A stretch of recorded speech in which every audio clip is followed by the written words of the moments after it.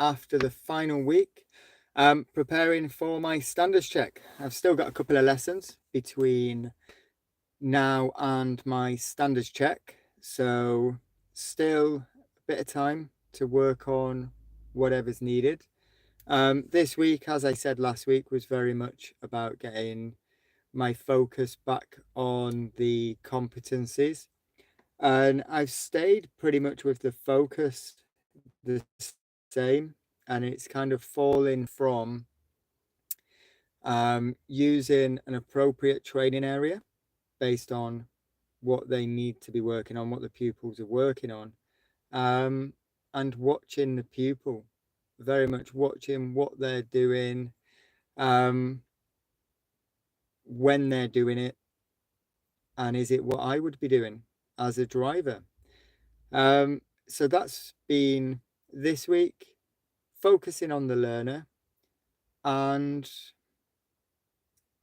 changing the direction of the lesson if it's needed, and giving options rather than letting them decide exactly what they're going to do.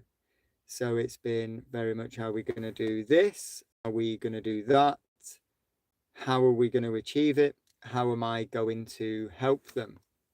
So a good week just to be focusing back on the specific competencies.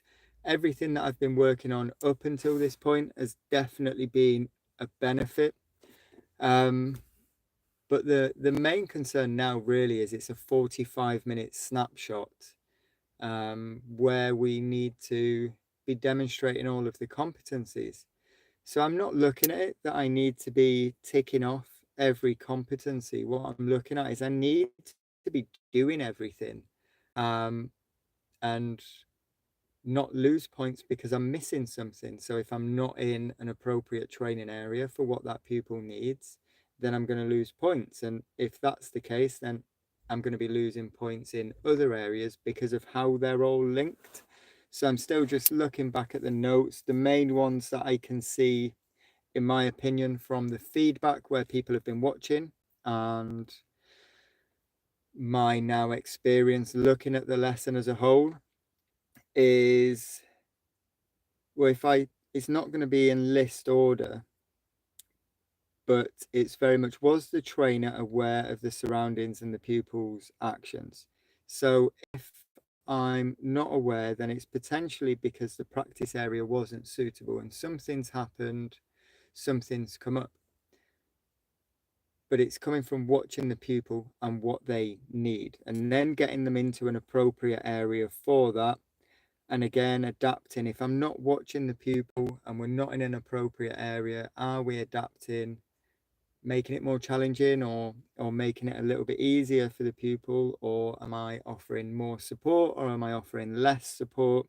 So they're all very much linked. And then verbal and physical intervention.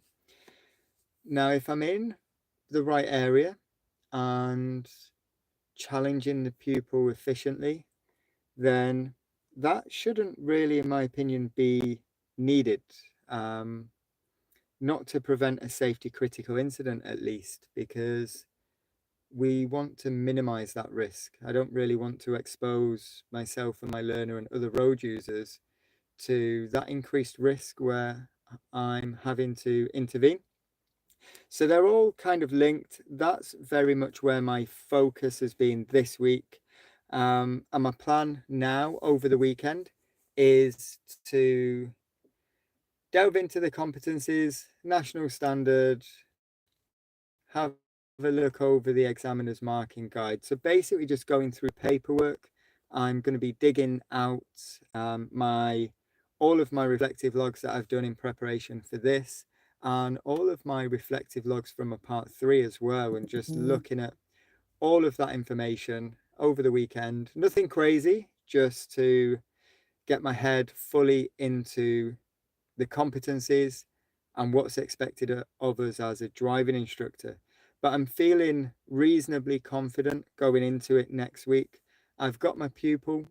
We had a lesson earlier on this week, identified what he needed to develop, why he needed to develop it. The student that I'm taking, is quite a chatty pupil, willing to ask questions, um, willing to challenge me on a few things if we're discussing what needs to happen. So I think the pupil's really an ideal pupil on the day. What we're working on potentially, the area around the test centre here in Swindon is pretty good. So it's all coming together, hopefully, and we will see how it goes on Monday. What I'd like to do now is go through some of the questions that have come in on Facebook, and unless any questions come up in the comments on here, yeah, that'll be this week done, and I will check in probably next week just for an update on how the standards check went. But the first question is from Penny. How has it felt recording my journey? It's been good for me because it holds me accountable. You know, I'm going to ignore the questions that are coming in on this live feed. So how has it felt recording my journey? Yeah, it's held me accountable. So I don't know how it's come from kind of your end and what you guys that are watching and listening feel is being said. But for me, it's held me accountable. And on a Friday, it's given me a chance just to sit down, reflect on the week, and then come and talk about it. So it's actually been a benefit for me. Whether I ever watch the videos back or not, I don't know. But at the minute, I've not been watching them back. Has there been concerns? Yeah, there are a few concerns. The time restraint and what we're expected to do. It's interesting if you watch the podcast episodes, and a lot of what we discuss, especially with the trainers, is around that deeper learning and creating safe drivers post test. And we have a lot of discussions in the car about decisions and thoughts and feelings and how other factors can affect decisions on the car. But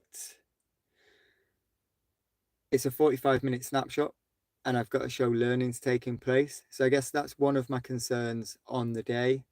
But overall, Penny, nothing major. There's been a few changes in the lessons, but no major concerns stand out really. I've kind of done it to myself. I requested it, so there's only myself to blame, depending on what happens next week. And then Nick has asked, what's the biggest tips for anyone preparing for a part 3 and a standards check? I'm not going to give too much advice at the minute. Let's make sure that everything goes well next week. But what I would say, if anyone's in a similar position to me, they've got standards check or part 3 in a few weeks' time, then get training with a reputable trainer, someone who knows what they're doing and what's expected.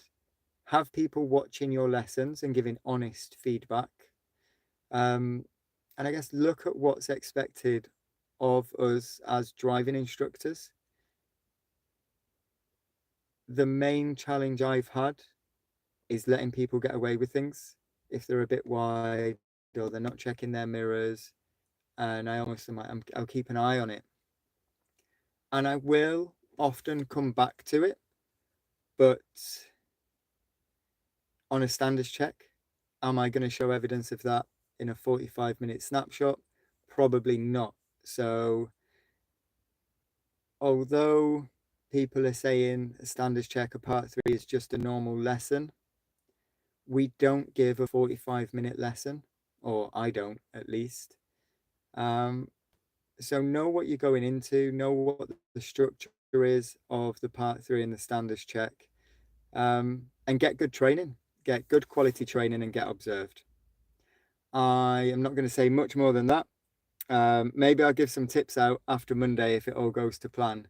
If it doesn't go to plan, then I'll get more training and we go again.